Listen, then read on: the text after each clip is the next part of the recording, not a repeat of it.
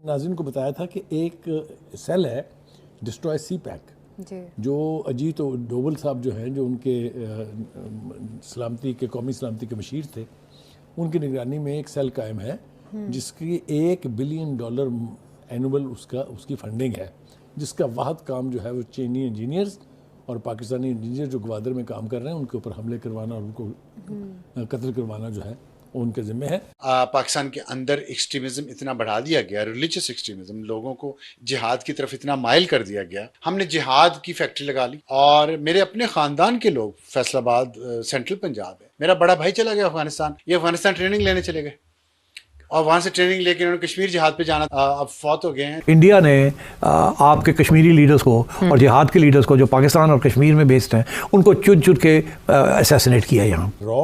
मोदी साहब की निगरानी में इस किस्म के जो कत्ल हो रहे हैं लोग, चाहे उनका ताल्लुक खालिस्तान मूवमेंट से है, चाहे उसका ताल्लुक पाकिस्तान से है, उनको कत्ल कराने का एक बाकायदा मिशन है वहाँ। हम बार बार आपको आमिर सरफराज तांबा की स्टोरी बताते हैं, जिनको लाहौर में 2 मोटरसाइकिल सवारों ने उनके घर में उस वक्त घुसकर कत्ल किया जब ये गार्डियन की स्टोरी कई दिन पहले आ चुकी थी। और इस कत्ल से 2 दिन पहले हिंदुस्तानी जो वजीर मोहतरम थे वो राजनाथ, वो भी कह चुके थे कि हाँ हमने घुस के मारा है।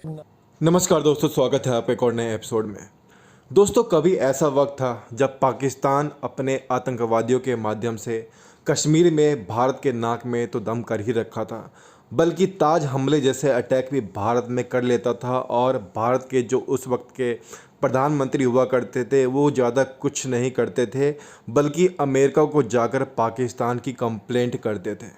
और अभी वही समय है, हमारे अभी प्रधानमंत्री मोदी जी हैं, NSA अजीत डोवाल और विदेश मंत्री S जयशंकर। अब इन सब करतूतों की जो सज़ा है वो पाकिस्तान को मिल रही है और बहुत ही अच्छे तरीके से मिल रही है। पाक मीडिया में एक खबर फैल रही है कि जो भारत है, भारत ने तालिबान और बलोचिस्तान आर्मी के लिए हर साल $1 बिलियन का पैसा रकम जो है वो रखते हैं और हर साल उनको देते हैं।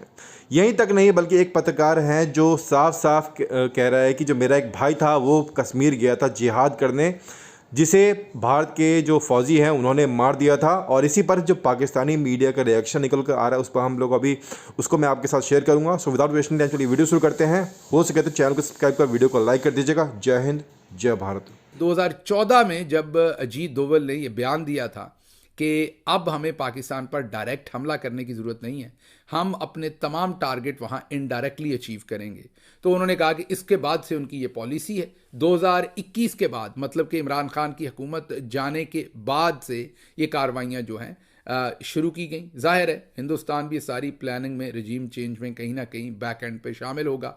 और उन्होंने जैसे ही इमरान खान की हुकूमत गई या जाने वाली थी तो उस टाइम उन्होंने ये सारी कार्रवाइयाँ शुरू की और आज के दिन तक वो कर रहे हैं। अब आप गौर कीजिए कि इसके ऊपर वॉशिंगटन पोस्ट तो लिख रहा है, वो तो बोल रहा है और वो अपने मसले की वजह से बोल रहा है और लिख रहा है, लेकिन हमारे वाले चुप हैं।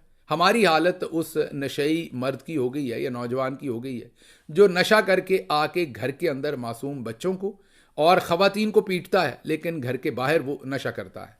तो हमारी यही हालत है कि मैं एक एनालॉजी दे रहा हूँ कि हमारी हालत यही है कि हम अपने पाकिस्तानी अगर एहतजाज करें तो उठाकर मिलिट्री कोर्ट्स में ठोक देते हैं, उनको मुर्गे बनाते हैं, नंगे करके मारते हैं, ज़हनी तवाज़ुन उनके ख़त्म कर देते हैं, पार्टियां छुड़वा देते हैं, ज़बरदस्ती प्रेस कॉन्फ्रेंसेस करवाते हैं, जर्नलिस्ट उठा लेते हैं, इदारे बंद कर देते हैं, हर तरह की तबाही करते हैं, सुप्रीम कोर्ट्स पर कब्ज़ा कर लेते हैं, तमाम तबाही करते हैं हम अपने शहरियों के ऊपर।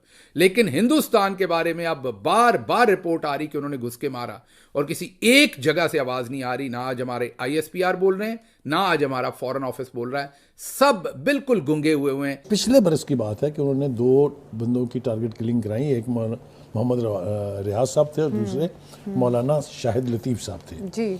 और उससे पहले भी अगर आपको याद हो कि अली सरफराज उर्फ तांबा, ये एक शख्स है जिनके ऊपर इल्ज़ाम था कि उन्होंने हिंदुस्तानी स्पाई जो था, जासूस जो था सरबजीत सिंह, उसका मर्डर किया था जेल में। बाद में आला अदालतों में उसके ऊपर वो मुकदमा साबित नहीं हुआ था और उसको बरी कर दिया गया था, लेकिन रॉ ने उसको भी नहीं छोड़ा, उसको भी इसी तरीके से कत्ल करा दिया था। तालिबान के पास तो कोई एयरफोर्स नहीं है ना कि इनको रोक सकते हैं। तालिबान के पास तो इर्रेगुलर और आर्मी भी नहीं है, वो तो इर्रेगुलर गुरिल्ला वॉरफेयर ही कर सकते हैं। मगर अब तो वो तो इन्वॉल्व है इंटरनल डिफेंस में जी। तो वो ज़्यादा बॉर्डर पोस्ट को छोटी मोटी ठूठा कर सकते जी, फायरिंग कर तो सकते आपने क्या किया कि एक तो उनको कहा कि अच्छा फिर ऐसी बात है तो फिर ठीक है, ठाठा हम कर देंगे और हम जाके इनके टीटीपी के लीडर्स को अटैक करेंगे। उसमें दो किस्म के फैसले हुए हैं। एक ये कि चुन के उनके लीडर्स को असैसिनेट किया जाए। ये जो टैक्टिक है ये इंडिया से इन्होंने पिकअप किया। तो भारत का ये मकरू चेहरा जो है अब पूरी तरह से दुनिया के सामने आ चुका है। बरतानिया, कनाडा, अमेरिका ये वाजे कर चुके हैं कि रॉ इस किस्म के संगीन जराइम की मुर्तकिब है और वो इसके ऊपर मतलब है अब ये कोई ढकी छुपी बात नहीं है। अब ये बिल्कुल वाजे हो गया है कि गैर ममालिक के अंदर जो कत्ल होते हैं, जो इस तरीके के असैसिनेशंस होते हैं, उसके पीछे इंडियन रॉ है और रॉ के पीछे प्राइम मिनिस्टर मोदी हैं। तो इंडिया के जो टैक्टिक्स है कि पिक एंड किल लीडर्स, वो अब हमने कहा अच्छा फिर है गल है असि फिर तालिबान के भी लीडर्स को चुन के ठोकने ऐसे।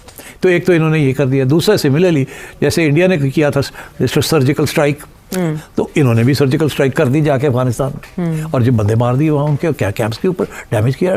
ठीक, तो सिग्नल तो बड़ा स्ट्रॉन्ग गया। पाकिस्तान में मुख्तलिफ दहशतगर्द घुस आए थे, यानी कि उनका रेफरेंस अगस्त 2021 जब अफ़गान तालिबान दोबारा इक़्तिदार में आए थे, उसके बाद पाकिस्तान की उस वक्त की हुकूमत और इस्टेब्लिशमेंट टीटीपी के साथ मुज़ाकरात का आगाज़ किया था अफ़गान तालिबान के कहने के ऊपर, और फिर हज़ारों की तादाद में कॉन्फिडेंस बिल्डिंग मेजर्स के तहत टीटीपी के लोगों को वापस आने दिया गया था।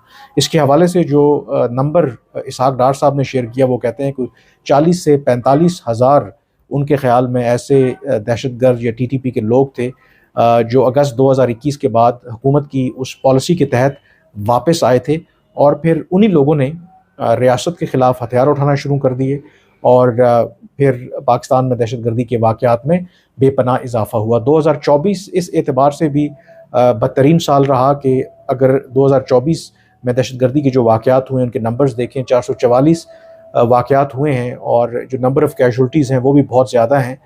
जो अफ़गान तालिबान की हुकूमत है, उन्होंने जो पाकिस्तान के ख़िलाफ़ जो भी पोस्टों पर कार्रवाई की, उसके हवाले से उन्होंने बड़े बुलंदो बांग दावे किए कि कैसे पाकिस्तान की चेक पोस्टों को उन्होंने तबाह किया। पाकिस्तान की साइड के जो सिक्योरिटी फोर्सेस थे वो भागने पर मजबूर हुए।